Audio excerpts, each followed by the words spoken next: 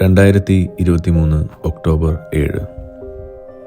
ലോകം ഓർക്കാൻ ആഗ്രഹിക്കാത്ത, എന്നാൽ ഇസ്രായേലികളെ സംബന്ധിച്ചിടത്തോളം മറക്കാൻ ആഗ്രഹിക്കാത്ത ഒരു ദിനമാണ്.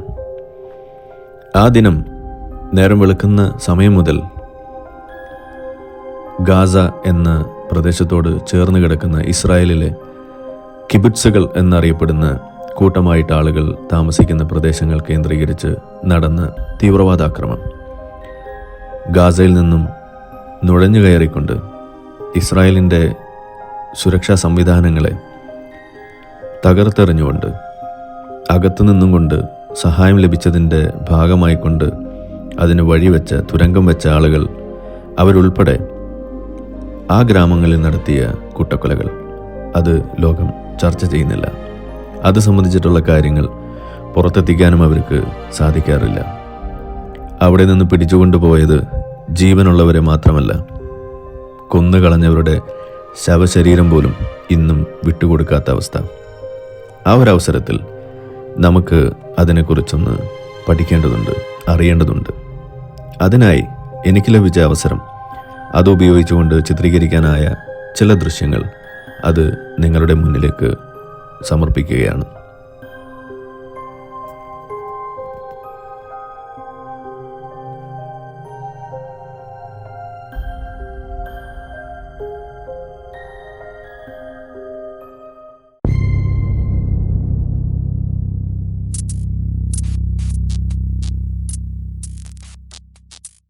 നമ്മൾ കുറെ ദിവസമായിട്ട് കാണണമെന്ന് വിചാരിച്ചിട്ട് ഇന്നിപ്പോ കണ്ടു. ഇസ്രായേലിൽ തന്നെ നേരിട്ട് വന്ന് കാണാന്ന് വിചാരിച്ചതാണ്. അതെ, സന്തോഷം എനിക്കാണ്. കാരണം വെച്ചാല് ദൃശ്യങ്ങൾ പകർത്തുന്നതോടൊപ്പം തന്നെ ഈ വിഷയവുമായി നേരിട്ട് ബന്ധമുള്ള ചില മലയാളികളിലേക്കും കൂടി നമ്മൾ എത്തുകയുണ്ടായി. അതിലേറ്റവും പ്രധാനമാണ് സബിത എന്ന ധീര വനിത. അല്ല, ഇസ്രായേലികളുടെ ഭാഷയിൽ പറഞ്ഞാൽ അവരുടെ സ്വന്തം മാലാഖ. രണ്ടുപേരായിരുന്നു അവർ, സബിതയും മീരയും. മീര ഇന്ന് വളരെയധികം ബുദ്ധിമുട്ടിലാണ്. ഇന്നും ആ ട്രോമയിൽ നിന്നും പുറത്തു കടന്നിട്ടില്ല എന്നാണ് അറിയാൻ കഴിയുന്നത്. എന്തായാലും അന്ന് അവിടെ ഉണ്ടായിരുന്ന ആ കിബിറ്റ്സുകളിലെ ഒരു വീട്ടിൽ ഇവരുമുണ്ടായിരുന്നു. ഇവർ താമസിച്ചിരുന്ന വീടായിരുന്നു ഹമാസ് തീവ്രവാദികളുടെ താവളം. ഗാസയിൽ നിന്നും കടന്നു വന്നുകൊണ്ട് ആദ്യം എത്തിയത് ഇവരുടെ വീട്ടിലേക്കാണ്. അതിനുശേഷം മറ്റു വീടുകളിൽ നിന്നും കൊന്നുതള്ളിയവരെയും പിടിച്ചുകൊണ്ടു പോകാൻ വേണ്ടി കൊണ്ടുവന്നവരെയും എല്ലാം ആദ്യം പാർപ്പിച്ചത് ഈ വീട്ടിലായിരുന്നു അത്രേ. എന്നിട്ട് അവിടം കൊള്ളയടിച്ചും കൂടിയാണ് എല്ലാം ഗാസയിലേക്ക് കടത്തിക്കൊണ്ടുപോയത്. ആ നേരം അത്രയും, അതായത് രാവിലെ 6 മണി മുതൽ വൈകിട്ട് 7 മണിയോളം വരെ അവർ പരിചരിച്ചിരുന്ന പ്രായമേറിയ 2 പേരെയും ചേർത്ത് പിടിച്ചുകൊണ്ട്, സ്വന്തം മാതാപിതാക്കളെ പോലെ ചേർത്ത് നിർത്തിക്കൊണ്ട് ആ ബോംബ് ഷെൽട്ടറിൽ അവർ 4 പേരും കഴിച്ചുകൂട്ടുന്ന അത്ര സമയവും അതിൻ്റെ ഹാൻഡിലിൽ അകത്തുനിന്നും വലിച്ചു പിടിച്ചുകൊണ്ടിരുന്നു എന്നും കൂടി ഓർക്കുമ്പോൾ ആണ് ഇവർ യഥാർത്ഥത്തിൽ മാലാഖമാരായി മാറിയത്. ദൃശ്യങ്ങൾ കാണുന്നതോടൊപ്പം തന്നെ ഇവരുടെ വാക്കുകളും നമുക്ക് ശ്രവിക്കാം.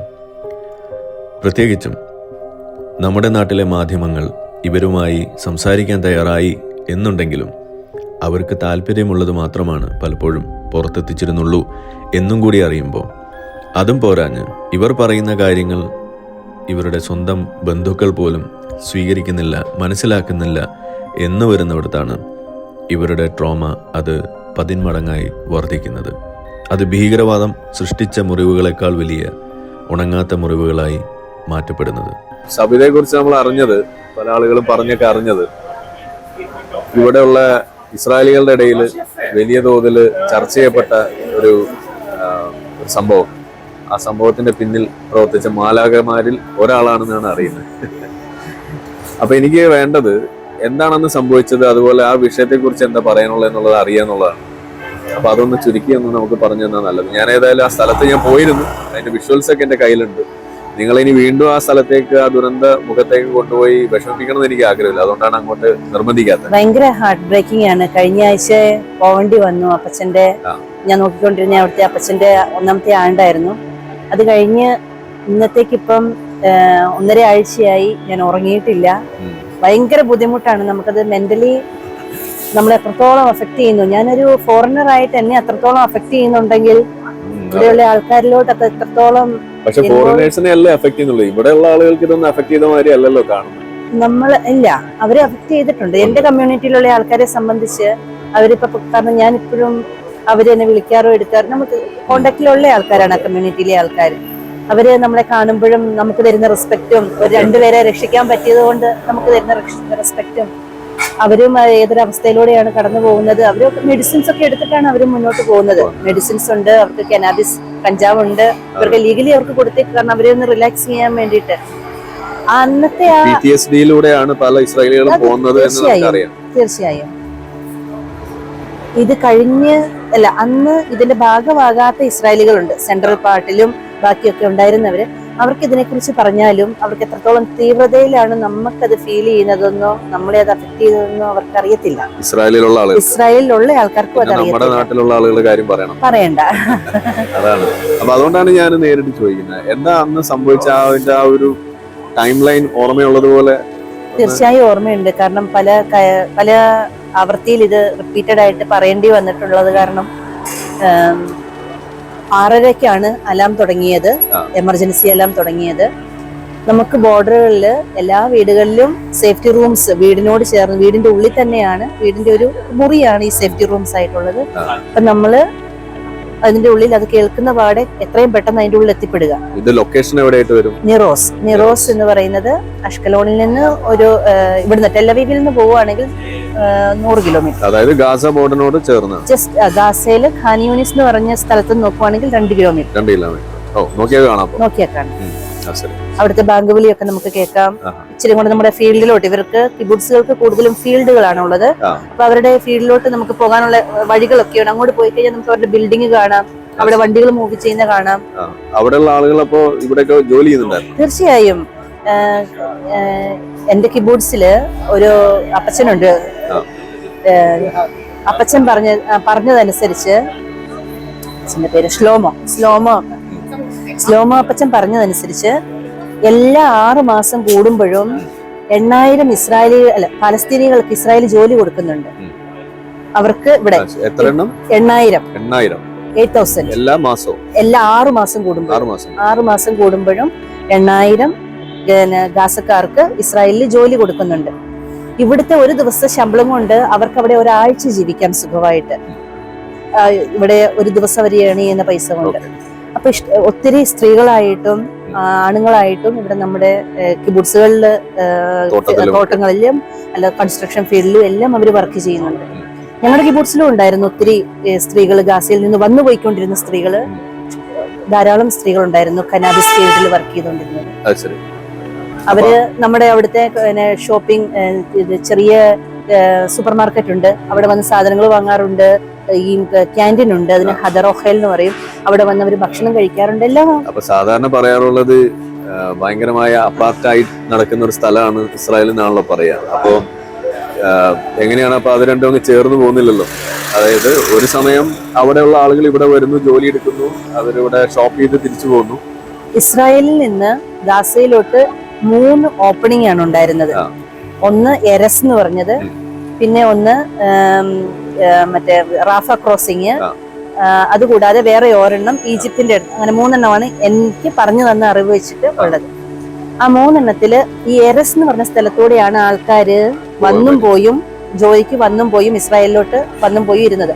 അത് ഏകദേശം സ്തെറോത്ത് കഴിഞ്ഞിട്ട് ഈ പറയുന്ന കിബുട്സുകള്, ഞങ്ങൾ ഗാസയുടെ ആ ഒരു ഏരിയയിലാണ് ഈ എരസ് എന്ന് പറഞ്ഞ സ്ഥലം. എരസ് എന്ന് പറഞ്ഞൊരു സ്ഥലം നമ്മുടെ റീമിനൊക്കെ ആ ഒരു ഏരിയയിലായിട്ട് വരും. അതാണ് അവർ കാൽനടയായിട്ട് വരും, ചെറിയ വണ്ടികൾക്ക് വരും പോകാനുള്ളത്. രണ്ടാമതുള്ളത് ഈ റാഫ ക്രോസിങ്ങിലൂടെയാണ് ഈ ഗാസയിലോട്ടുള്ള സാധനങ്ങളെല്ലാം കൊണ്ടുപോയി വരികയും ചെയ്യുന്നത്. ഗാസയിലോട്ട് പോകേണ്ട സാധനങ്ങളെല്ലാം ഇസ്രായേലില് ഒന്നെങ്കിൽ എയർപോർട്ട് വഴി അല്ലെങ്കിൽ ഹാർബർ വഴി എത്തിയിട്ട് അത് ഇവിടുത്തെ ഇസ്രായേലിന്റെ ട്രക്കില് ഈ ഗാസയുടെ ബോർഡറിൽ എത്തിക്കും. ഒരു ദിവസം 1000-ഓളം ട്രക്കുകൾ അതിലെ ഗാസയിലോട്ട് പോകുന്നുണ്ട്, ഇങ്ങനെ സാധനങ്ങളുമായിട്ട് പോകുന്നുണ്ട്.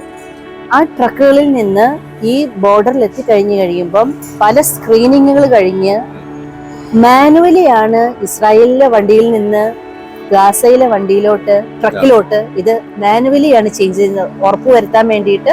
അതിലൂടെ ആയുധങ്ങളൊന്നും കടത്തുന്നില്ല എന്നുള്ള ഉറപ്പ് വരുത്താൻ വേണ്ടിയിട്ട് അവരുടെ സാധനങ്ങളും മെഡിക്കലായിട്ടുള്ളതും എല്ലാം ചെയ്യുന്നത്. അതുപോലെ തന്നെ എടുത്തു പറയേണ്ട ഒരു കാര്യം, ഈ ഗാസയിലെ ആൾക്കാർക്ക് സുഖമില്ലാതെ വന്നാൽ അവർക്ക് അവിടുത്തെ ഹോസ്പിറ്റലുകളിൽ ചികിത്സ കുറച്ചും കൂടെ കൂടിയ ഹോസ്പിറ്റലിലോട്ട് കൊണ്ടുപോകേണ്ട ആവശ്യം വന്നിട്ടുണ്ടെങ്കിൽ അവരെ ഇസ്രായേലിലോട്ടാണ് കൊണ്ടുവരുന്നത്. ഇസ്രായേലിലെ ഹോസ്പിറ്റലിലോട്ടാണ് കൊണ്ടുവരുന്നത്. അതിന് NGOs ഉണ്ട്, അതിനുള്ള ആൾക്കാരുണ്ട് ചെയ്യാനുള്ള. അവര് ഉറപ്പുവരുത്തും ആ ഫാമിലി ടെററിസ്റ്റ് ബാക്ക്ഗ്രൗണ്ട് ഇല്ലാത്തൊരു ഫാമിലിയാണ് അവരുടെ. അപ്പം അവർക്ക് അതിനുള്ള കുറെ റെസ്ട്രിക്ഷൻസ് ഒക്കെ ഉണ്ട്. പക്ഷെ ആ പേഷ്യന്റിനെ മാത്രം കൊണ്ടുവന്ന് എല്ലാ കാര്യങ്ങളും കഴിഞ്ഞ് അവർ തിരിച്ചുവിടുന്നതൊക്കെ കാര്യങ്ങളാണ് ഇവിടെ നടന്നുകൊണ്ടിരുന്നത്. ഇപ്പൊ ഈ ഒക്ടോബർ 7 സംഭവിച്ച കാര്യം അത് നടന്നു കഴിഞ്ഞപ്പോ സത്യത്തിൽ അവരുടെ ജീവിതം അത് ആകെ കുഴപ്പത്തിലായി എന്നുള്ളൊരു പരിതപിക്കൽ അവർ നടത്തുന്നുണ്ടോ? എങ്ങനെയാണ് അതിനെ കാണുന്നത്? അവർക്കൊരു നഷ്ടബോധമാണോ അവർക്ക് ഉണ്ടാവുക? ഗാസയിൽ ഒത്തിരി നല്ല ആൾക്കാരുണ്ട്. ടെററിസ്റ്റിനെ നമ്മൾ മാറ്റി വെച്ചു കഴിഞ്ഞാല്, കാരണം ഈ 2014 യുദ്ധത്തിന് ശേഷമാണ് എനിക്ക് പറഞ്ഞു തന്നെ അറിവ് വെച്ചിട്ടോ, എനിക്ക് കൃത്യമായിട്ട് ഹിസ്റ്ററി ഒന്നും അറിയത്തില്ല. എന്നാൽ 14 ശേഷമാണ് ഈ ഗാസയിൽ നിന്നുള്ള ആൾക്കാരും ഇസ്രായേലിൽ നിന്നുള്ള ആൾക്കാരും പോക്കുവരവ് നിർത്തിയത്. അല്ലെങ്കിൽ ഇസ്രായേലിലുള്ള ആൾക്കാര് അവിടുന്ന് ഈ ബോർഡറിലുള്ള, ഞാൻ പറഞ്ഞ ഈ ഗാസ ബോർഡറിലുള്ള ആൾക്കാര് ആ ഗാസയിലുള്ള ബീച്ചുകളിൽ പോകുമായിരുന്നു. വളരെ ഓപ്പണായ ഒരു സ്ഥലമായിരുന്നു. ഈ ടെററിസ്റ്റ് ആക്ടിവിറ്റീസ് കൂടി വന്നതോടുകൂടിയാണ് അവിടെ ജൂതന്മാർ അവിടെ ചെന്ന് കഴിയുമ്പോൾ അവിടെ അക്രമത്തിന് ഇരയാവുകയാണ്. ഇല്ല, അവിടെ അങ്ങനെ എനിക്കറിയത്തില്ല. പക്ഷെ നമ്മുടെ ഇവിടെ ഇസ്രായേലികളെ ആക്രമിക്കാവുന്ന കാര്യങ്ങൾ കൂടി വന്നവരും ഇസ്രായേലിലോട്ട് ഇങ്ങനെ തീവ്രവാദികളുടെ അറ്റാക്സ് കൂടി വന്നപ്പോഴാണ് അവരതിനൊരു ബോർഡർ സത്യത്തിൽ അവർ ഉപയോഗിച്ചത് അവിടുന്ന് ഇങ്ങോട്ട് വന്ന് തീവ്രവാദം നടത്തുന്നതിന് വേണ്ടിയിട്ടാണ്. അപ്പൊ ഈ ഒരു വിഷയം നടക്കുമ്പോ ഇപ്പൊ നിങ്ങളുടെ അവിടെയൊക്കെ ജോലി ചെയ്തിരുന്ന ആളുകള് അവര് എങ്ങനെയാ ഇതിനകത്ത് പാർട്ടിസിപ്പേറ്റ് ചെയ്തത്? എനിക്ക് തീർച്ചയായും എന്റെ ഒരു കാൽക്കുലേഷനും എനിക്ക് കേട്ട അറിവുള്ള അതും വെച്ചിട്ട് ധാരാളം സ്ത്രീകള് ഞങ്ങളുടെ കിബൂട്സിൽ വർക്ക് ചെയ്യുന്നുണ്ടായിരുന്നു, നിറോസിൽ വർക്ക് ചെയ്യുന്നുണ്ടായിരുന്നു. അവര് തീർച്ചയായും സ്കെച്ചിട്ട് കൊടുത്തിട്ടുണ്ട്. കാരണം ഫാമിലീസ് പർട്ടിക്കുലർ ആയിട്ടും ഏരിയാസ് പർട്ടിക്കുലർ ആയിട്ടും എങ്ങനെ അതിന്റെ ഉള്ളിലോട്ട് കയറാമോ എല്ലാം അവർക്ക് ഡീറ്റെയിൽ ആയിട്ട് അവർക്ക് അറിവ് കിട്ടിയിട്ടുണ്ട്. അതനുസരിച്ചാണ് അവർ കയറിയത്. ഞാൻ പറഞ്ഞു, ഞങ്ങളുടെ വീടിന്റെ പുറകുവശത്തോട്ട് നോക്കിയാൽ നേരെ കാണുന്ന ഖാൻ യൂനിസ് ആണ്. അപ്പം അവിടുന്ന് വരുന്ന അതിലെ ആ സൈഡിൽ നിന്ന് നമുക്ക് വീട്ടിലോട്ട് നമ്മുടെ കിബൂട്സിലോട്ട് കയറുവാണെങ്കിൽ ഒരു ഗേറ്റ് ഉണ്ട്. ഗേറ്റുകളെല്ലാം ഇലക്ട്രിക് ഗേറ്റ്സ് ആണ്. നമ്മൾ നമ്മുടെ മൊബൈലിൽ നിന്ന് നമ്മൾ സാധാരണ കോള് വിളിക്കുന്ന പോലെ ആ നമ്പറിലോട്ട് വിളിക്കണം. അപ്പൊ ഗേറ്റ് തുറക്കും. നമ്മള് കിബൂട്സിൽ ഒരു യോഗ ടീച്ചറും ഹസ്ബൻഡും ഉണ്ടായിരുന്നു. ജൂഡി എന്നാണ് പുള്ളിക്കാരുടെ പേര്. പുള്ളിക്കാരി ഹസ്ബൻഡ് എന്നും രാവിലെ 6:30 ആകുമ്പോൾ നടക്കാൻ പോകും. രാവിലെ 6:30 എല്ലാ ദിവസവും 6:30 ആകുമ്പോൾ അവര് നടക്കാൻ പോകും. ഒരു 1-2 മണിക്കൂർ അവര് ദൂരം നടന്നിട്ടാണ് അവര് തിരിച്ചു വരാറ്. ആ സമയത്താണ് ഇവര് ഞങ്ങൾ CCTV കിബൂട്സിന്റെ CCTV ദൃശ്യങ്ങൾ കണ്ടതിൽ വെച്ച് മനസ്സിലാക്കിയത് ഈ ടെററിസ്റ്റ് അന്ന് വന്ന ഹമാസ് തീവ്രവാദികള് ആ ഗേറ്റിന്റെ അടുത്ത് പതുങ്ങിയിരിക്കുകയായിരുന്നു, ഒളിച്ചിരുന്നു. ഇവര് വന്ന് നമുക്ക് കാണാം, അവര് നടന്നു പോകുന്നു. അയാള് ഫോണിൽ നിന്ന് ഗേറ്റ് തുറക്കുന്നു, പുള്ളിക്കാരി മുമ്പിൽ നടക്കുന്നു, ഗേറ്റ് തുറക്കുന്നു, ഇവര് കയറി വരുന്നു, രണ്ടുപേരെയും വെടിവെച്ചിടുന്നു. അവരുടെ ബോഡി പോലും കൊണ്ടുപോയി. ഇന്ന് വരെ അവരുടെ ബോഡി കിട്ടിയിട്ടില്ല തിരിച്ച്. അങ്ങനെയാണ് അവർ അകത്ത് കയറുന്നത്. കിബൂട്സിന് ചുറ്റും ഒരു ഫെൻസിങ് ഉണ്ട്. ആ ഫെൻസിങ്ങില് രാത്രിയില് കറണ്ട് ഇലക്ട്രിസിറ്റി സർക്കുലേറ്റ് ചെയ്യുന്ന ഒരു ഫെൻസിങ് ആണ്. ആർക്കും ഒരാൾക്കും നമ്മുടെ കിബൂട്സുകൾക്കെല്ലാം അങ്ങനെയാണ്. ആർക്കും അതിന്റെ ഉള്ളിൽ വരാൻ പറ്റത്തില്ല. നമ്മൾ സേഫ് ആണ്. നമ്മൾ അതിന്റെ ഉള്ളിൽ വളരെ സെക്യൂർ ആണ്. ഒന്നും പേടിക്കാനില്ല. നമുക്ക് ഇറങ്ങി നടക്കാം, അങ്ങനെയൊന്നും പേടിക്കാനില്ല. ആ ഒരു അവസ്ഥയിലാണ് ഇവര് വന്നത്. അപ്പൊ ഗേറ്റ് തുറക്കാം, അവർക്ക് കയറണമായിരുന്നു ഉള്ളിൽ. അതിനുവേണ്ടി അവർക്ക് അറിയാമായിരുന്നു 6:30ക്കാണ് എമർജൻസി അലാം അടിക്കുന്നത്. ആ സമയത്താണ് ഇവര് നടക്കാൻ പോകുന്നത്. എല്ലാം ഇവര് പ്ലാനിങ് ആയിരുന്നു. അപ്പൊ അപ്പൊ ഇതിനകത്തുള്ള ആളുകൾ ഇവർക്കുള്ള തീവ്രവാദികൾക്കുള്ള എല്ലാ വഴി ഒരുക്കി കൊടുത്തു എന്ന് വെച്ചിട്ടുണ്ടെങ്കിൽ നമ്മൾ അങ്ങനെ വിചാരിക്കും ഇങ്ങനെ ഒരു അറ്റാക്ക് ഇസ്രായേലിന്റെ ചരിത്രത്തിൽ ഉണ്ടായിട്ടില്ല. ഓക്കെ, മിസൈൽ അറ്റാക്സ് എല്ലാം ഇഷ്ടംപോലെ ഉണ്ടായിട്ടുണ്ട്. ഞാൻ 2021 ഇസ്രായേലിൽ വന്ന ആളാണ്. 2023 ആയപ്പോഴത്തേക്കും ഇതെന്റെ 5th വാറാണ്, 5ാമത്തെ വാറാണ് ഞാൻ ഫേസ് ചെയ്യുന്നത്. ഫസ്റ്റ് വണ് 2021 11 ദിവസം നീണ്ടു നിന്നത്. അന്ന് നമ്മുടെ സൗമ്യ എന്ന് പറഞ്ഞ ഒരു സഹോദരി മരിക്കുകയുണ്ടായി.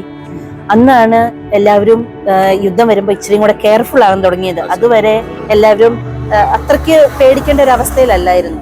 സൗമ്യ മരിച്ചതായിരുന്നു ഫസ്റ്റ് വാറ്. ഞങ്ങളെ അവിടുന്ന് ഡെഡ് സീയുടെ അടുത്ത് കിബൂട്സ് കാലിയ എന്ന് പറഞ്ഞൊരു സ്ഥലത്തേക്ക് മാറ്റി. എല്ലാം സീസ് ഫയർ വന്നു കഴിഞ്ഞതിന് ശേഷമാണ് ഞങ്ങളെ വെടിനിർത്തൽ വന്നതിന് ശേഷം ഞങ്ങളെ തിരിച്ചു കൊണ്ടുവരികയാണ് ചെയ്തത്. അന്ന് കാര്യമായിട്ടൊന്നും പറ്റിയിട്ടുണ്ടായിരുന്നില്ല. 1-2 ബോംബ്സ് അവിടെ ഇവിടെയും വീണു. അത് കഴിഞ്ഞ് വീണ്ടും ഒരെണ്ണം ഉണ്ടായിരുന്നു 5 ദിവസത്തേക്ക്, പിന്നെ 3 ദിവസത്തേക്ക്, അങ്ങനെ കുറച്ച് ദിവസത്തേക്ക്. ഇത്രയും ലോങ് ആയിട്ട് ഞാൻ വന്നതിന് ശേഷം എനിക്ക് ഇത്രയും ഇസ്രായേലിന്റെ ചരിത്രത്തിൽ ഇത്രയും ഇൻഡിപെൻഡൻസിന് ശേഷം ഇത്രയും ദീർഘനാളും ഇത്രയും ടഫായ ഒരു വാർ ഇസ്രായേൽ ഫേസ് ചെയ്യുന്നത് ഈ ഡ്യൂറേഷനിലാണ്. ആ സമയങ്ങളിലൊക്കെ ഈ മിസൈലുകൾ വരുമെങ്കിലും നമുക്ക് ആർക്കും ഇങ്ങനെ പേഴ്സണൽ അറ്റാക്സ്, തീവ്രവാദികൾ വന്ന് ഉള്ള അറ്റാക്സ് ഇല്ലായിരുന്നു. നമുക്ക് സൂയിസൈഡ് ബോംബിങ്ങും കാറ് തീർച്ചയായും അങ്ങനെയുള്ളതെല്ലാം ധാരാളം നമ്മൾ കേട്ടിട്ടുണ്ട്. നടക്കുന്ന കത്തിക്കുത്തും വെടിവെപ്പും എല്ലാം ധാരാളം നടക്കുന്ന. ഇതേപോലെ ഒരു നിങ്ങൾ താമസിക്കുന്ന സ്ഥലത്തേക്ക് ഇസ്രായേലിലോട്ട് കയറി വന്ന്, കാരണം ഇത് കഴിഞ്ഞ് ഞങ്ങൾ വൈകുന്നേരം ഞങ്ങളെ അവിടുന്ന് ഷിഫ്റ്റ് ആയി കഴിഞ്ഞപ്പം ഷ്മൂളിക്കപ്പച്ചന് പറഞ്ഞു. അപ്പച്ചൻ വിചാരിച്ചു ഞങ്ങൾ അമ്മച്ചിക്ക് സുഖമില്ലാണ്ട് ആശുപത്രി വന്നാന്ന്. പുള്ളിക്കാരൻ മറന്നുപോയി സംഭവിച്ച കാര്യം, അൽസൈമർ ആണ്. അപ്പം പറഞ്ഞു, സബിത നിന്റെ അടുത്ത് പൈസ ഉണ്ടെങ്കിൽ എനിക്ക് തരാമോ, ഞാനൊന്ന് വീട് വരെ പോട്ടെ. ഞാൻ ചോദിച്ചു എവിടെയാ പോകുന്നേ? വീട്ടിൽ പോവാനാ. നമുക്ക് വീടില്ല. നീ എന്താ പറയുന്നേ?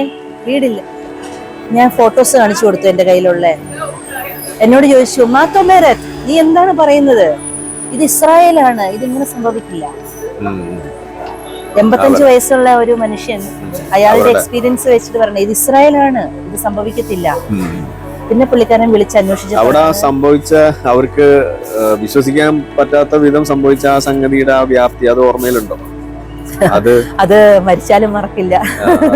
ഒരു ഏകദേശ ധാരണ കിട്ടാൻ 6:30ക്കാണ് അലാം വരുന്നത്. 6:30ക്ക് വന്ന പാടെ തന്നെ ഞാനും മീരയും കൂടെ കൂടി സേഫ്റ്റി റൂമിന്റെ ഉള്ളിൽ കയറി. അപ്പച്ചന്റെ റൂമിലായിരുന്നു. പുള്ളിക്കാരൻ മെല്ലെ എണീറ്റ് വന്നു. ഞങ്ങൾ വേഗം ഉള്ളിൽ കയറ്റി കസരിട്ട് കൊടുത്ത ഞങ്ങൾ ഓക്കെ ആയി. അപ്പത്തേക്ക് ദളിത് അപ്പച്ചന്റെ അമ്മച്ചിയുടെയും ഇളയ മോള് ഞങ്ങളുടെ ആ കിബുട്സിൽ തന്നെയാണ് താമസിക്കുന്നത്. പുള്ളിക്കാരി വിളിച്ചിട്ട് പറഞ്ഞു നമ്മൾ സേഫ് അല്ല, ഡോറുകൾ ക്ലോസ് ചെയ്യണമെന്ന് പറഞ്ഞു. ഡോർ അന്ന് തുറന്നിട്ടില്ലാത്ത കാരണം ക്ലോസ് ആന്ന് പറഞ്ഞു. വീണ്ടും കോള് വന്നു, ആരെങ്കിലും നോക്ക് ചെയ്തിട്ടുണ്ടെങ്കിൽ തുറക്കരുതെന്നും പറഞ്ഞു. ആ സമയത്തേക്ക് ഞാൻ നൈറ്റ് ഡ്യൂട്ടി കഴിഞ്ഞിരുന്ന കാരണം എൻ്റെ ഫോണും കാര്യങ്ങളെല്ലാം ഞാൻ റൂമിൽ കൊണ്ടുപോയി വെച്ചായിരുന്നു കിടക്കാൻ പോകാനുള്ള കാരണം. ഞാൻ വേഗം അതെല്ലാം, കാരണം ഫോൺ ഒരു അത്യാവശ്യത്തിന് വേണമല്ലോ, ഓടിപ്പോയി അത് എടുത്തുകൊണ്ട് വന്നു. അത്യാവശ്യമുള്ള സാധനങ്ങൾ മാത്രം എടുത്ത്, സാധാരണ ബോംബ് വന്ന് പൊട്ടിക്കഴിഞ്ഞാൽ നമുക്ക് പുറത്തിറങ്ങാം, ഒരു 10 മിനിറ്റ് കഴിഞ്ഞാൽ നമുക്ക് പുറത്തിറങ്ങാം. ഇവിടെ അതിനുള്ള സാഹചര്യം ഇല്ല, നമ്മൾ മനസ്സിലാക്കുന്നില്ല. അത്യാവശ്യം എടുത്തുകൊണ്ട് വന്ന് അതിന്റെ ഉള്ളിൽ കയറിയപ്പോഴത്തേക്കും വീണ്ടും മോള് വിളിച്ച്, അവള് ഫുൾ ടൈം ഫോണിലായിരുന്നു. അവള് പറഞ്ഞു നിന്റെ ഫോൺ നീ എൻഗേജ് ആക്കരുത്, full time please hold on, don't engage your phone എന്ന് പറഞ്ഞു കഴിഞ്ഞപ്പം ഞാൻ പറഞ്ഞു ഓക്കെ. ജസ്റ്റ് ഞാൻ വീട്ടിലോട്ട് വിളിച്ചിട്ട് ഹസ്ബൻഡിനോട് പറഞ്ഞു ഞങ്ങൾ സേഫ് അല്ല, ഇങ്ങോട്ട് വിളിക്കണ്ട, എന്തെങ്കിലും ഉണ്ടെങ്കിൽ വിളിക്കാം, അത്രയും പറഞ്ഞു വെച്ചു. പുള്ളിക്കാരി ഇങ്ങനെ സംസാരിച്ചുകൊണ്ടിരിക്കുമ്പോഴത്തേക്കും നോക്ക് കേട്ടു. ഞാൻ പറഞ്ഞു ദേ അവർ നോക്ക് ചെയ്യുന്നുണ്ട് എന്ന് പറഞ്ഞു. ലോക്കല്ലേ എന്ന് ചോദിച്ചു. അതേന്ന് പറഞ്ഞു. അപ്പത്തേക്കും നമ്മൾ ഷൂട്ട്സ് കേൾക്കുന്നു, ഗ്ലാസ് താഴെ വീഴുകയാണ്. അവര് പൊട്ടിച്ചു എന്ന് പറഞ്ഞു. അപ്പത്തേക്കും നമ്മൾ ഒരു 5 മിനിറ്റ് ബൂട്ട്സിന്റെ സൗണ്ടാണ് ഉള്ളിൽ കേൾക്കുന്നത്. അവർ ഉള്ളിൽ കയറി എന്ന് പറഞ്ഞപ്പോഴത്തേക്കും ഞങ്ങൾ നിലത്ത് ഒരു ബെഡ് ഇട്ടിട്ട് ഇരിക്കുകയാണ്. അപ്പച്ചന് പോയി നോക്കണം ആരാ നോക്ക് ചെയ്യുന്നതെന്ന്. അത് കാരണം മീര കാലിൽ ഇങ്ങനെ കെട്ടിപ്പിടിച്ചോണ്ടിരിക്കുകയാണ് പോകാതിരിക്കാൻ വേണ്ടി. അവള് കിടന്ന് കരയുക. അപ്പോഴാണ് പെട്ടെന്ന് എന്തോ ഇങ്ങനെ തോന്നി, എന്താ ചെയ്യേണ്ടത്? ഞാൻ പേരെന്ന് ചോദിച്ചു എന്ത് ചെയ്യണം? അവള് പറഞ്ഞു ഡോറ് വലിച്ചു പിടിക്കുക. മീര കരയാനുള്ള നേരമല്ല, എണീറ്റ് വാ. അവള് വേഗം വന്ന് മീര തള്ളിയും പിടിച്ചു, ഞാനിങ്ങനെ വലിച്ചും പിടിച്ച് 5.5 മണിക്കൂറാണ് ഞങ്ങൾ ആ നിപ്പിൽ നിന്നത്. കാരണം അതിന്റെ ഇടയ്ക്ക് ഞങ്ങളുടെ കയ്യിലൊക്കെ അങ്ങ് ഇങ്ങനെ ബോൾസ് ഫോം ചെയ്തു, കാരണം ഇത്രയും പിടിച്ചു നിന്നിട്ട്. ദളിതിനോട് ഞങ്ങൾ പറയുന്നുണ്ട്, ദളിത് ഞങ്ങളുടെ അടുത്ത് സ്ട്രെങ്ത് ഇല്ല പിടിച്ചു നിൽക്കാന്. അവസാനം അവൾ ഞങ്ങളെ ഷൗട്ട് ചെയ്തു, please hold on, things are out of control. അത്രേ ഉള്ളൂ പറഞ്ഞു. അതിന് മുമ്പ് അറിഞ്ഞായിരുന്നു ആൾക്കാരെ തട്ടിക്കൊണ്ടു പോയിട്ടുണ്ടെന്ന് അറിഞ്ഞു, പക്ഷേ കൊന്നിട്ടുണ്ടെന്ന് നമ്മൾ അറിഞ്ഞിട്ടില്ല.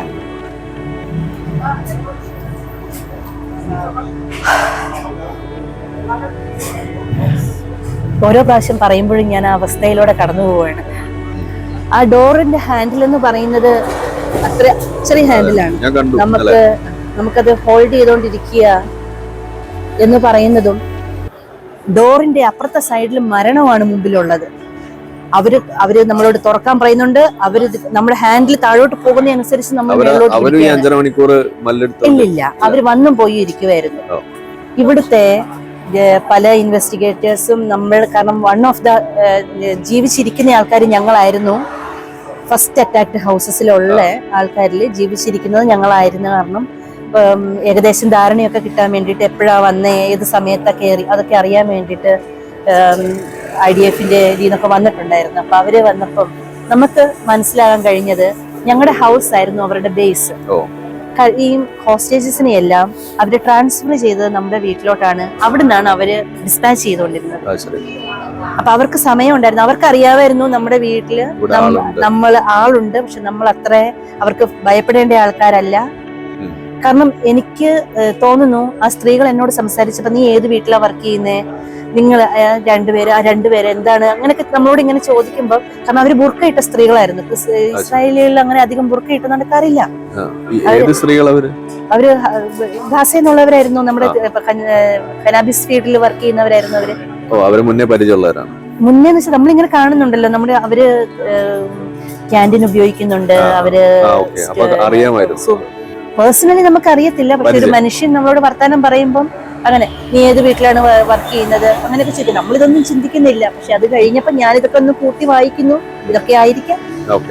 നമ്മൾ രണ്ട് ഫോറിനേഴ്സ് ആണ്, അപ്പച്ചനും അമ്മച്ചിയും ഹെൽപ്ലെസ് ആണ്. സോ അവിടെ സേഫ് ആണ്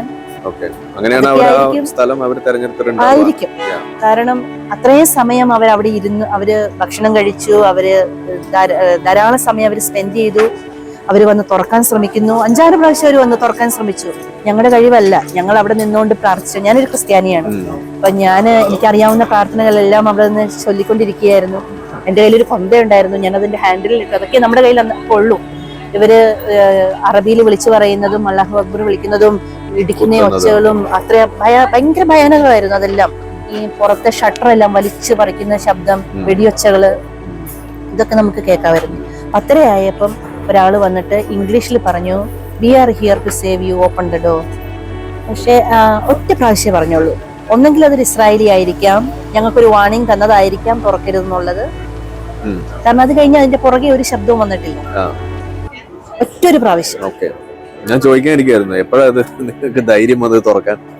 അത് ഇത് ഇല്ല, 1:30 ആയപ്പം, ഒരു 1 മണി കഴിഞ്ഞു, ഒരു 1:30 ആയപ്പം അങ്ങോട്ടും ഇങ്ങോട്ടും ഫയർ ചെയ്യുന്ന ശബ്ദം കേട്ടു. അപ്പൊ അപ്പച്ചന് മനസ്സിലായി ആർമിയുടെ ഇവിടുത്തെ ശബ്ദം കേട്ട് കഴിഞ്ഞപ്പോ അപ്പച്ചൻ പറഞ്ഞു, ആർമി വന്നിട്ടുണ്ട്, നമ്മൾ സേഫ് ആന്ന് പറഞ്ഞു. അപ്പൊ എന്റെ ഒരു പേഴ്സണൽ വിശ്വാസം, ഇസ്രായേലിന്റെ ആർമി വന്നാൽ എല്ലാം ഓക്കെയാണ്, നമുക്ക് പിന്നെ പേടിക്കണ്ട. അപ്പൊ അപ്പച്ചൻ പറഞ്ഞു, എനിക്ക് ഒന്ന് പുറത്തു പോകണം, ബാത്റൂമിൽ പോകണം എന്ന് പറഞ്ഞു. ഞങ്ങൾക്ക് വെള്ളം ഉണ്ടായിരുന്നില്ല, ഭക്ഷണം ഉണ്ടായിരുന്നില്ല, നമുക്ക് ടോയ്ലറ്റ് യൂസ് ചെയ്യാനുള്ള ഒന്നും ഉണ്ടായിരുന്നില്ല. എല്ലാം നമ്മൾ അതിന്റെ ഉള്ളിലാണ് അന്നത്തെ ദിവസം എല്ലാം ചെയ്ത്. നമ്മുടെ പ്രാഥമിക കാര്യങ്ങളൊക്കെ നമ്മൾ ചെയ്തത് അതിന്റെ ഉള്ളിൽ തന്നെയാണ്. 1:30 ഉച്ചയ്ക്ക് 1:30യുടെ സമയമാണ് പറയുന്നത്. നമ്മൾ ഈ ആർമി അങ്ങോട്ടും ഇങ്ങോട്ടുള്ള ഒരു ചെറിയ യൂണിറ്റ് സോൾജേഴ്സ് നമ്മൾ ഇതിൽ വന്നിട്ടുണ്ടായിരുന്നു. അവരുടെ ശബ്ദമാണ് കേട്ടത്.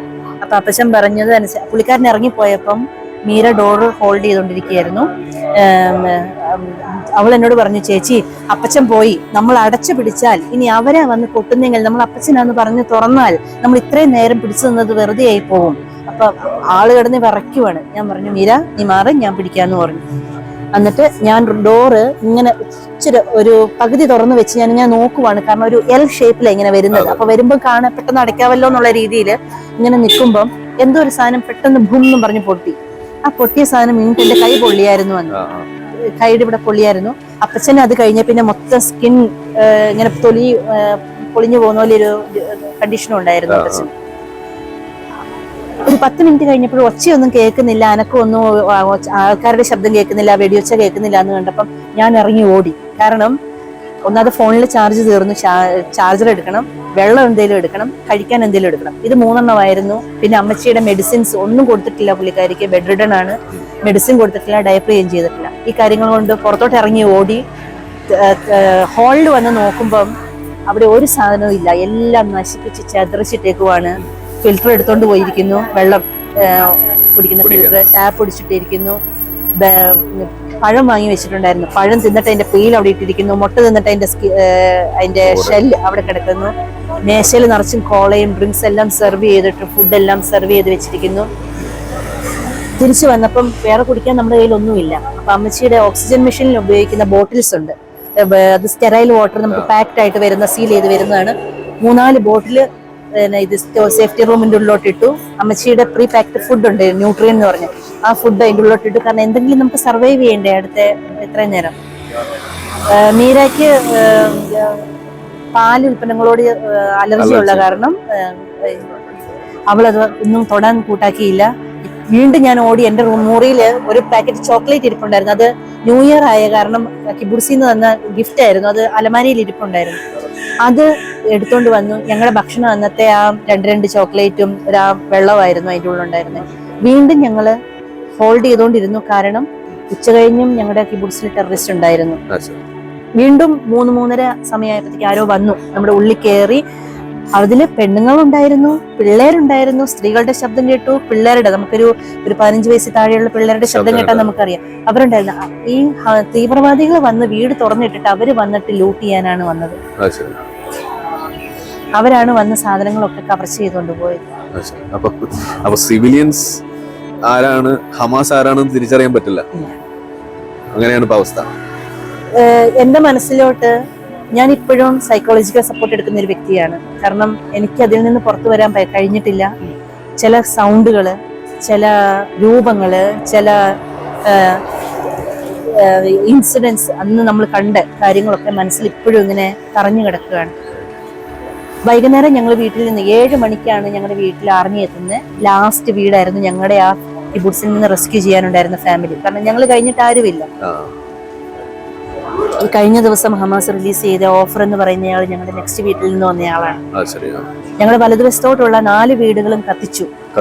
ഞങ്ങളുടെ വീട് അവിടുന്ന് രക്ഷപ്പെട്ടു. ഇടതുവശത്തോട്ടുള്ള വീട്ടിൽ 2 നല്ല മസ്കുലറായ 2 ചേട്ടന്മാരായിരുന്നു ഉണ്ടായിരുന്നത്. അവർക്ക് പോലും ആ ഡോറിൽ പിടിച്ചു നിൽക്കാൻ പറ്റിയില്ലെങ്കിൽ ഞങ്ങൾക്ക് 2 സ്ത്രീകൾക്ക് എങ്ങനെ പറ്റും? അതുകൊണ്ടാണ് അതൊരു മിറാക്കിളായിട്ട് ദൈവം അവിടെ. തീർച്ചയായും, കാരണം ഞങ്ങളുടെ കഴിവല്ല. ഞങ്ങൾ 2 പേരും തൊട്ടു മുമ്പിൽ മരണം കണ്ടു നിന്ന വ്യക്തികളാണ്. അത്രയും സമയം, ഒരു 5-6 മണിക്കൂർ, അല്ല 5-6 പ്രാവശ്യം അവർ വന്ന് ട്രൈ ചെയ്തു എന്ന് പറഞ്ഞാൽ അവർക്ക് തീർച്ചയായും അറിയായിരുന്നു ഞങ്ങൾ അതിന്റെ ഉള്ളിലുണ്ടെന്നുള്ള. 7 മണിക്ക് പുറത്തിറങ്ങുമ്പോൾ കാണുന്നത് വീടുകളൊക്കെ നിന്ന് കത്തുന്നതാണ്, ഇതിന്റെ വെടിമരുന്നിന്റെ ഒക്കെ മണമാണ് എല്ലാം കിടക്കുന്നത്.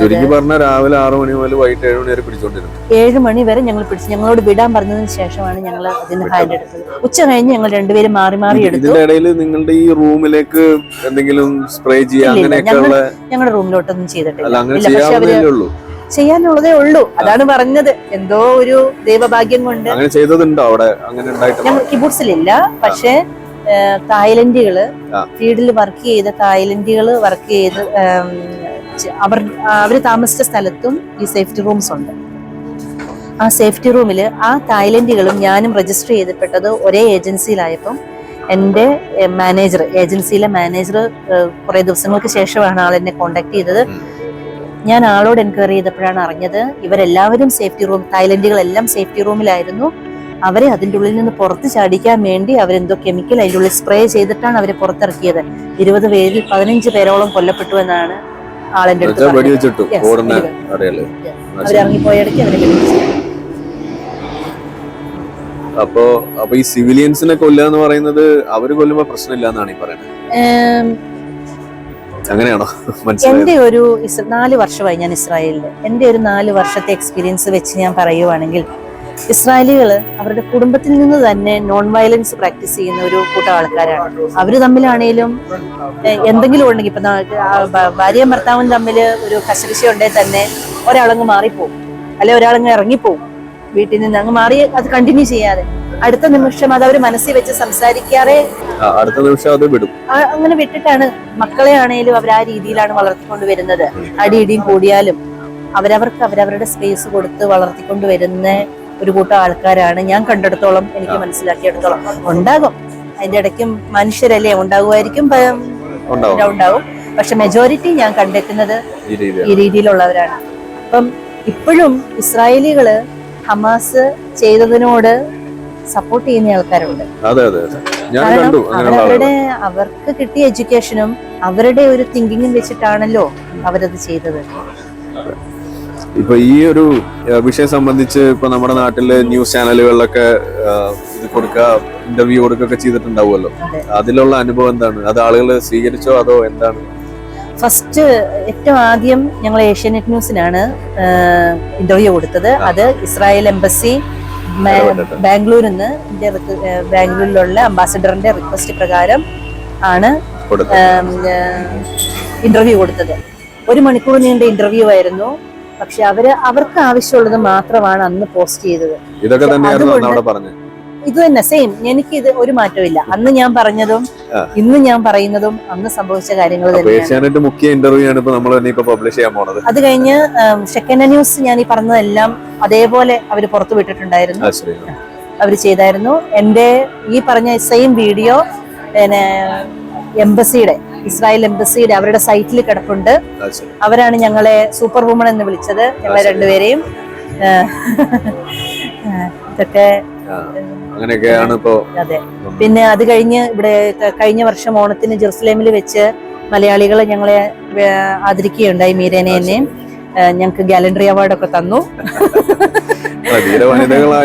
അങ്ങനെയല്ല, അതിനെ കുറിച്ചും ട്രോളുകൾ. സബിതയ്ക്കും മീരയ്ക്കും എന്താണ് സ്പെഷ്യൽ എന്നുള്ളതായിരുന്നു അടുത്ത ചോദ്യം. ഞങ്ങൾ സ്പെഷ്യൽ തന്നെയാണ്. ഇത്രയും മണിക്കൂറുകൾ അവിടെ നിന്ന് ഇത്രയും ഹമാസുമായിട്ട്, അല്ലെങ്കിൽ നമ്മുടെ തൊട്ട് മുമ്പിൽ നിന്ന് ഞങ്ങൾ അനുഭവിക്കുകയും അത് ലോകത്തോട് വിളിച്ചു പറയുകയും ചെയ്തത് ഞങ്ങൾ മാത്രമാണ്.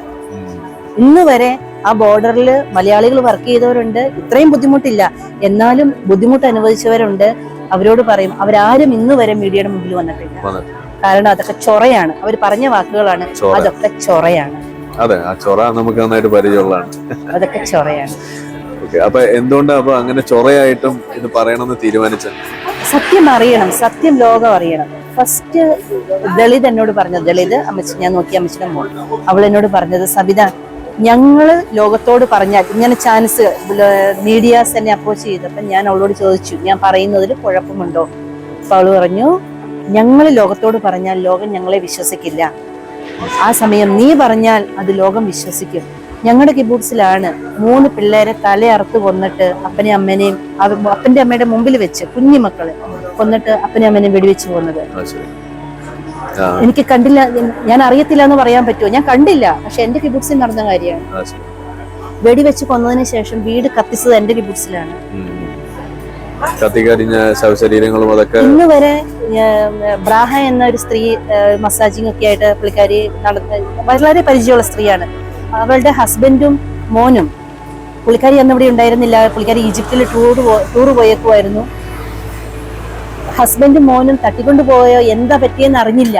അവസാനം ആഷ് അവിടെ ഉണ്ടായിരുന്ന ചാരത്തിൽ നിന്ന് DNA ചെയ്താണ് മനസ്സിലാക്കിയത് അവര് കത്തിപ്പോയതാന്നുള്ളത്.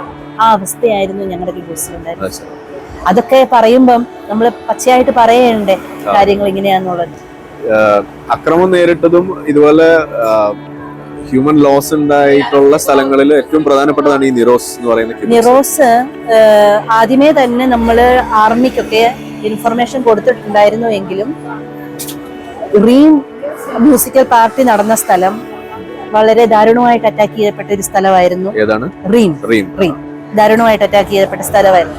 അപ്പൊ കൂടുതൽ ഫോഴ്സ് എല്ലാവരും അങ്ങോട്ടും ബേരി, റീം ഇങ്ങനെയുള്ള സ്ഥലങ്ങളിലോട്ട് കൂടുതൽ ആൾക്കാർ നിറോസിനെ മറന്നുപോയി. അതാണ് പറ്റിയത്. കാരണം ഇതിന്റെ കാരണം എല്ലാ സ്ഥലങ്ങളും അറ്റാക്ക് ചെയ്യപ്പെട്ടു. എല്ലാ കിബൂട്സുകളും മോഷാവ് എന്ന് വെച്ചാൽ വില്ലേജുകളാണ്, എല്ലാം അറ്റാക്ക് ചെയ്യപ്പെട്ടപ്പം നിറോസിനെ മറന്നു. അത് കാരണം ഇവർക്ക് ധാരാളം സമയം കിട്ടി നിറോസില് അവരുടെ ചെയ്യാനായിട്ട്. അന്ന് തട്ടിക്കൊണ്ടുപോയ മൊത്തം ആൾക്കാരില് 4 പേരെ എടുത്താൽ അതിലൊരാൾ നിറോസീനായിരുന്നു. അത്രയ്ക്കും ആൾക്കാരെ നിറോസീനി കൊണ്ടുപോയി. ഈ വിഷയം ഇത് ചർച്ച ചെയ്യണം. അവിടെ നടന്ന ആ ഒരു ദാരുണമായ സംഭവത്തെ കുറിച്ച് നമ്മൾ കൂടുതൽ അറിയണം, മനസ്സിലാക്കണം. ഇത് കഴിഞ്ഞിട്ട് ബാക്കി കാര്യങ്ങളുള്ളൂ. വെറുതെ കയറി ആരും അങ്ങോട്ട് യുദ്ധം ചെയ്തിട്ടില്ല. 2006-05 മുതൽ ഗാസക്കാർക്ക് വിട്ടുകൊടുത്തതാണ്. 2006-07 മുതൽ അവിടെ ഭരിച്ചുകൊണ്ടിരുന്നത് ഹമാസ് തന്നെയാണ്. എന്നിട്ടും പോരാഞ്ഞിട്ടാണ് ഈ യുദ്ധം എന്നും പറഞ്ഞ് ഇറങ്ങിയിരിക്കുന്നത്. കൊന്നു തള്ളിയത് സിവിലിയൻസിനെയാണ്. അതിന്റെ രീതിയാണ് നമ്മളിവിടെ കേട്ടത്. ചതി എങ്ങനെയാണ് ഇതിനകത്ത് വർക്കൗട്ട് ചെയ്തത് എന്നുള്ളതാണ് നമ്മൾ കേട്ടത്. എന്താ പറയാ, കുടിച്ച വെള്ളത്തിൽ വിശ്വസിക്കാൻ പറ്റാത്ത വിധം ആളുകളെ വെറുക്കാൻ, ആ രീതിയിലൊക്കെ ആളുകളെ കാണാൻ വേണ്ടിയിട്ട് ഇവിടെ എങ്ങനെയാണ് വഴിവെച്ചത്. അതായത് അവിടെ ജോലി ചെയ്യുന്ന ആളുകൾ സ്കെച്ച് ഇട്ട് കൊടുക്കുന്ന പരിപാടി, അതൊക്കെയാണ് ഇൻസൈഡർ ജോബ് എന്ന് പറയുമ്പോൾ. സത്യത്തിൽ ഇൻസൈഡർ ജോബ് കളിച്ചത് അത് ഗാസക്കാർ തന്നെയാണ് എന്നും കൂടി നമുക്ക് ഇവിടെ കാണാൻ സാധിക്കുകയാണ്. അപ്പൊ ഇനി ബാക്കി നിങ്ങൾ ആലോചിക്കുക, മനസ്സിലാക്കാം.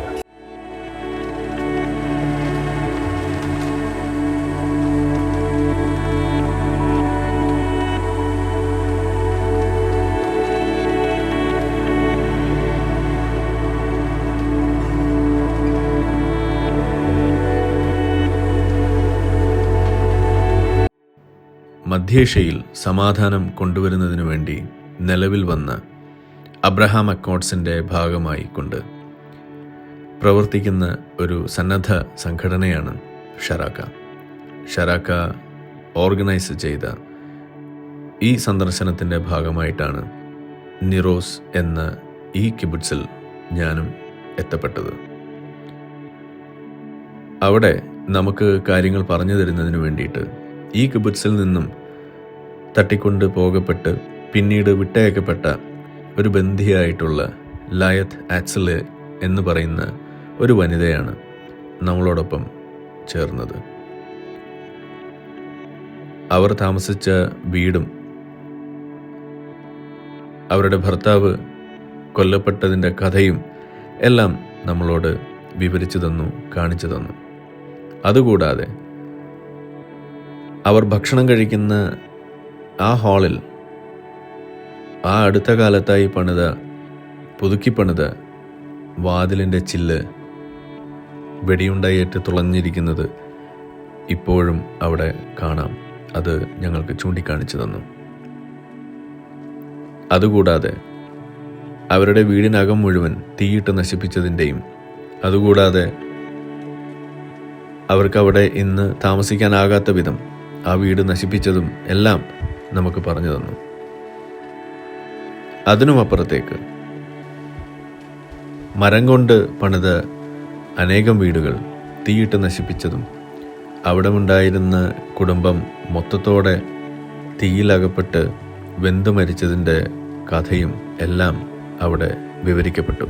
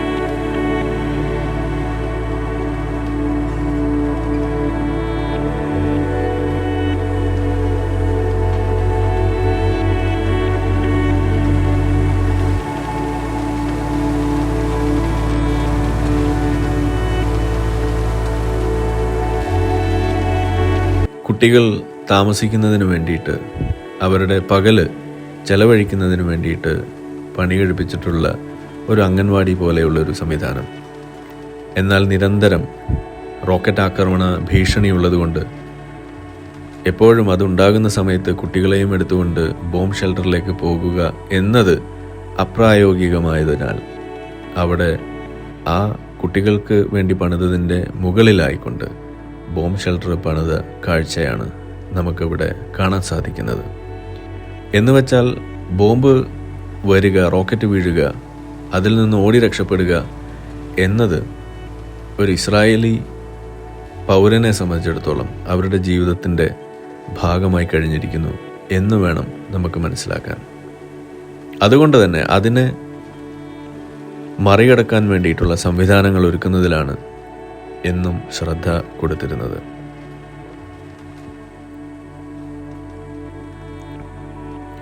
മറ്റൊരു പ്രധാന കാഴ്ച കാണാൻ സാധിച്ചത് ആളുകളെ കൊന്നും പിടിച്ചുകൊണ്ടുപോയും ആളില്ലാതെയായി മാറിയ വീടുകളിൽ ഒറ്റപ്പെട്ട് കഴിയുന്ന വളർത്തുമൃഗങ്ങൾ. അവരിൽ പലതും ഇന്ന് അനാഥമായി അലഞ്ഞു തിരിഞ്ഞ് നടക്കുന്ന അവസ്ഥയിലാണ്. പലതും ചത്തുപോയിരിക്കുന്നു. എന്നാൽ ചിലതിനെ മറ്റുള്ള ആളുകൾ ഭക്ഷണം കൊടുത്ത് ഇന്നും പരിപാലിച്ചു പോരുന്നു. ഇതെല്ലാം പറയുമ്പോൾ ഒരുപക്ഷെ നിങ്ങൾക്ക് തോന്നാം, ഇന്ന് ഗാസയിലേക്ക് നോക്കൂ, അവിടെ ഒരു ഡെമോളിഷൻ സൈറ്റ് എന്ന രീതിയിലല്ലേ കാര്യങ്ങൾ കിടക്കുന്നത്. അതിൻ്റെ മുന്നിൽ നിങ്ങൾ ഈ പറയുന്ന കാര്യങ്ങളെല്ലാം പറഞ്ഞുകൊണ്ട് അതെങ്ങനെ ശരിയാകും എന്നായിരിക്കാം ഒരുപക്ഷെ നിങ്ങൾ ചിന്തിക്കുന്നത്. നിങ്ങൾ ഓർക്കേണ്ട കാര്യം, ഗാസ ഇന്ന് കാണുന്ന അവസ്ഥയിലേക്ക് എത്തുന്നതിന് മുന്നേ അതൊരു ഡിമോളിഷൻ സൈറ്റ് അല്ലായിരുന്നു എന്ന് നിങ്ങൾ സമ്മതിക്കുന്നു. എന്നും നിറോസ് പോലെ മറ്റനേകം അവിടെ ഉണ്ടായിരുന്ന കിബുട്സുകളിൽ കടന്നു വന്നുകൊണ്ട് ഹമാസ് പോരാളികളെന്ന് പേര് ഇട്ട് സ്വയം വിളിക്കുന്ന തീവ്രവാദികൾ നടത്തിയ ഈ നരനായാട്ട് നടത്തിയില്ലായിരുന്നു എന്നുണ്ടെങ്കിൽ, മനുഷ്യ കവചങ്ങളായി സ്വന്തം ജനതയെ ഉപയോഗിച്ചുകൊണ്ട് അവരുടെ വാസസ്ഥലങ്ങൾക്ക് അടിയിൽ നിന്നും മുകളിൽ നിന്നും ഇതുപോലെ റോക്കറ്റ് വർഷിക്കുന്ന ആ പദ്ധതി അവർ നടത്തിയില്ലായിരുന്നു എന്നുണ്ടെങ്കിൽ, ഈ കൊള്ള അവർ നടത്തിയില്ലായിരുന്നു എന്നുണ്ടെങ്കിൽ, ശവം പോലും വിട്ടുകൊടുക്കാതെ അതും തട്ടിക്കൊണ്ടുപോകുന്ന അവസ്ഥയിലേക്ക് ചെന്നെത്തിയതുണ്ടായിരുന്നില്ല എന്നുണ്ടെങ്കിൽ ഈ ഡെമോളിഷൻ സൈറ്റായി മാറുന്ന അവസ്ഥ ഉണ്ടാകുമായിരുന്നു. യുദ്ധം ചോദിച്ചു വാങ്ങുന്ന ഈ ഒരു ഏർപ്പാട് അത് ഇന്നോ ഇന്നലെയോ തുടങ്ങിയതല്ല. ഇസ്രായേൽ എന്ന് പറയുന്ന രാജ്യവും ആ ആശയവും ഉടലെടുത്ത അന്നു മുതൽ കണ്ടുവരുന്ന കാര്യമാണ്. സമാധാന ശ്രമത്തിന് വേണ്ടിയുള്ള ഓരോ ശ്രമവും തട്ടിക്കളഞ്ഞുകൊണ്ട് എന്നും യുദ്ധത്തിനായി ഇറങ്ങി തിരിച്ചിരുന്നവർ ഇന്നും അത് തുടരുന്നു എന്നതാണ് നമുക്കിവിടെ കാണാൻ സാധിക്കുന്നത്. സമാധാനം എന്നത് ഒരിക്കൽ പോലും അവർ ആഗ്രഹിക്കുന്നതായിട്ട് തോന്നിയിട്ടില്ല. ഇപ്പോഴും അതിനുള്ള സാധ്യത തെളിഞ്ഞിട്ടുമില്ല. ദൃശ്യങ്ങൾ നിങ്ങൾ തുടർന്ന് കാണുക. വിശദീകരണങ്ങൾ അപ്പോഴായി ഞാൻ പറയുന്നില്ല.